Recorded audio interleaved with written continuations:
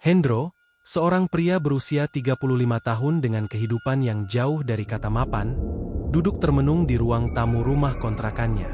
Rumah itu kecil dan berantakan, dipenuhi dengan aroma tembakau basi dan secangkir kopi hitam yang tak lagi hangat.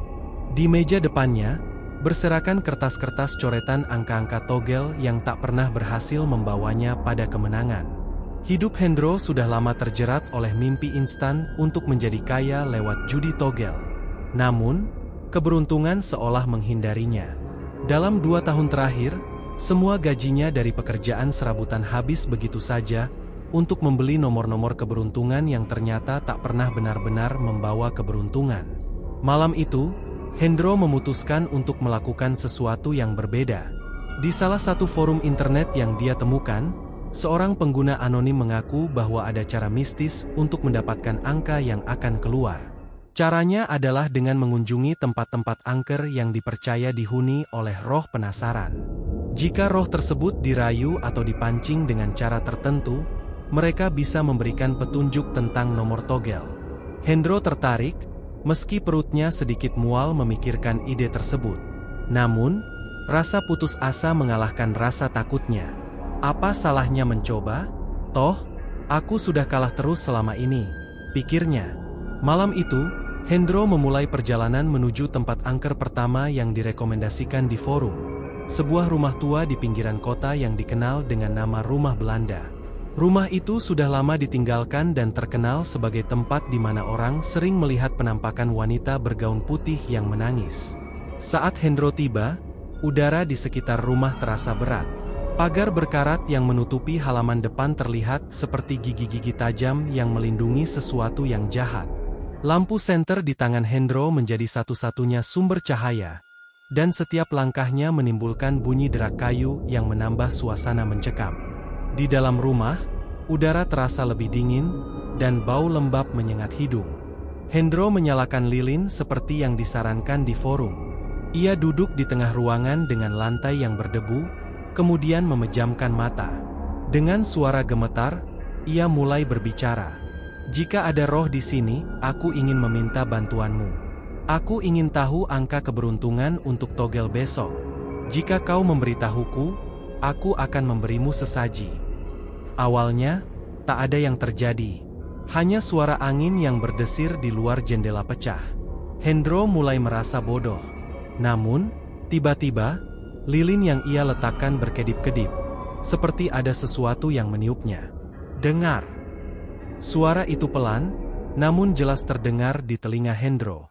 Ia terperanjat, matanya melotot memandang sekeliling ruangan. Namun, ia tak melihat apapun. Siapa itu?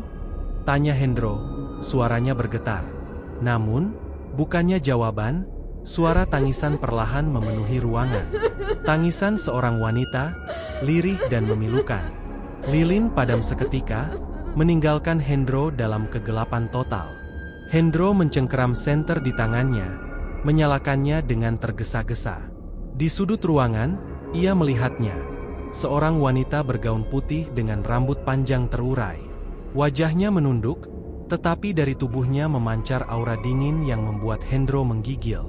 Apa kau bisa membantuku? Hendro memaksakan diri untuk bicara, meski lututnya hampir lemas. Wanita itu mengangkat wajahnya perlahan. Wajahnya rusak. Mata kosong tanpa bola mata, pipi yang robek hingga memperlihatkan gigi, dan darah yang mengalir membasahi gaunnya. Pergilah, jangan ganggu aku, jerit wanita itu. Tiba-tiba, tubuhnya melompat ke arah Hendro dengan kecepatan luar biasa. Hendro menjerit dan berlari keluar dari rumah dengan napas tersengal-sengal. Tubuhnya basah oleh keringat dingin. Namun, ketika ia sampai di depan pintu pagar, ia melihat sesuatu di tanah, sebuah kertas kusut. Ia mengambilnya dengan tangan gemetar dan membuka lipatannya. Di sana tertulis angka-angka 4, 7, 9, 2. Esok paginya, dengan semangat yang bercampur ketakutan, Hendro memasang nomor yang ia temukan. Ia menghabiskan hampir seluruh uang yang tersisa di dompetnya untuk taruhan. Malam harinya, hasil undian keluar. Hendro hampir tak percaya. Nomor itu benar-benar keluar. Ia memenangkan hadiah besar, jumlah uang yang bahkan tak pernah ia bayangkan sebelumnya. Namun, rasa lega dan bahagia itu tak bertahan lama. Malam itu, saat Hendro tertidur, ia bermimpi buruk. Ia melihat wanita bergaun putih dari rumah itu, berdiri di ujung tempat tidurnya. Kali ini, wajahnya lebih menyeramkan, dengan luka yang semakin dalam dan suara tangisan yang memekakkan telinga. Kau mengambil sesuatu dariku. Kini giliranmu membayar. Hendro terbangun dengan keringat mengucur deras. Ia mencoba meyakinkan dirinya bahwa itu hanya mimpi, tetapi keanehan mulai terjadi. Barang-barang di rumahnya berpindah tempat dengan sendirinya. Lampu berkedip-kedip tanpa sebab.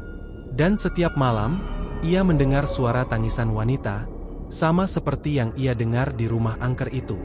Meskipun dihantui, Hendro merasa kemenangan itu memberinya harapan baru.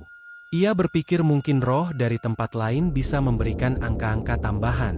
Keserakahannya semakin dalam, menutupi rasa takut yang semula menyelimuti. Ia memutuskan untuk mencoba tempat lain yang lebih terkenal akan keangkerannya. Sebuah kuburan tua yang konon dihuni oleh banyak arwah penasaran. Di kuburan itu, ia membawa sesaji berupa bunga 7 rupa dan dupa. Hendro menyalakan dupa di salah satu makam yang tampak paling tua dan mulai memanggil arwah. Kepada siapapun yang ada di sini, aku memohon bantuannya.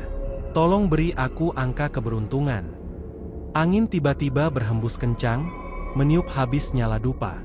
Hendro merasa ada sesuatu yang bergerak di belakangnya. Ia menoleh dan melihat bayangan hitam besar dengan mata merah menyala. Bayangan itu mendekat, semakin jelas memperlihatkan tubuhnya yang menyerupai manusia, namun dengan kuku panjang dan wajah yang tampak seperti terbakar. Angka? Kau ingin angka? Suara makhluk itu dalam dan menggema. Hendro mengangguk, meski tubuhnya gemetar hebat. Kau akan mendapatkannya, tetapi kau harus tahu, ada harga yang harus kau bayar. Hendro tak peduli. Aku akan membayar apapun. Tolong beri aku angka itu. Makhluk itu mengeluarkan tawa mengerikan sebelum menghilang begitu saja. Di tanah tempat ia berdiri, tertulis angka-angka lain. 1, 3, 6, 8. Kemenangan kedua pun diraih Hendro. Uang mulai mengalir deras ke kantongnya. Namun, hidupnya berubah menjadi neraka. Setiap malam, ia dihantui oleh bayangan dan suara-suara menyeramkan. Wajah wanita bergaun putih dan makhluk hitam itu terus menghantui pikirannya.